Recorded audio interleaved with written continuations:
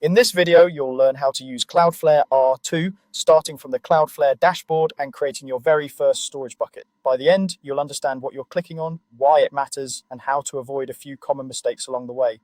Once you've signed in to your Cloudflare account and you're on the main dashboard, look over to the left-hand sidebar. Cloudflare groups its tools into sections, and for R2, we'll be working under the storage area. In that sidebar, find and click on Storage and Databases. When that menu expands, select R2. This is Cloudflare's object storage service, similar in concept to other cloud storage platforms, but designed to integrate tightly with the rest of your Cloudflare setup. If this is your very first time opening R2 in this account, the page will look a bit empty and you'll see a prompt to add an R2 subscription. Go ahead and click Add R2 subscription. Don't worry too much about cost at this point. Cloudflare offers a generous free tier that's more than enough for testing, small projects, or early development work. However, even for the free tier, they usually require that you put a payment method on file.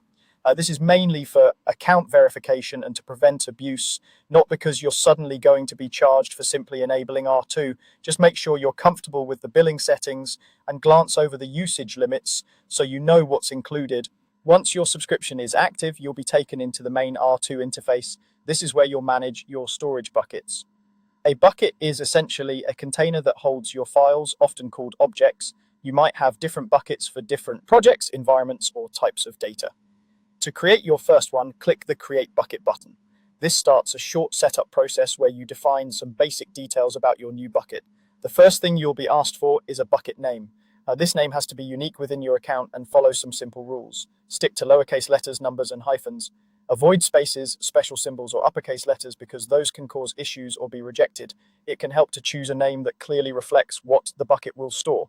For example, if you're storing assets for a thesis project in 2026, you might call it something like Thesis Assets 2026. Think of this as a permanent label. While you can delete and recreate buckets, you generally don't rename them, so it's worth choosing something meaningful and tidy.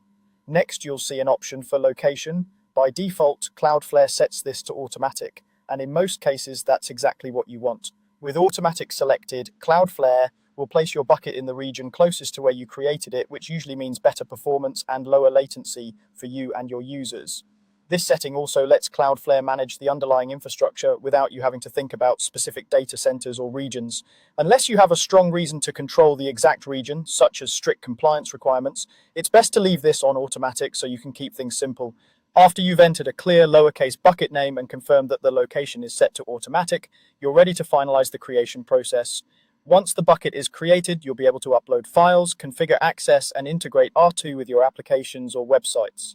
That's all you need to get started with Cloudflare R2. You've navigated from the dashboard, enabled your subscription, and created your first bucket with a sensible name and an optimized location.